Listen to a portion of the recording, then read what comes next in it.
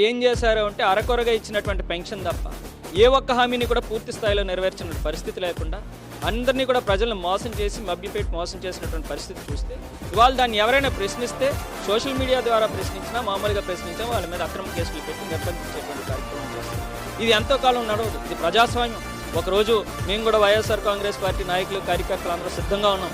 ఈరోజు ఈ వేదిక దగ్గరికి వచ్చిన ప్రతి కార్యకర్త కూడా చావో రేవో తేల్చుకొని జగన్మోహన్ రెడ్డి గారికి అండగా ప్రజల తరపున పోరాటం చేయాలనుకున్నటువంటి కార్యకర్తలు వాళ్ళకి రావడం జరిగింది.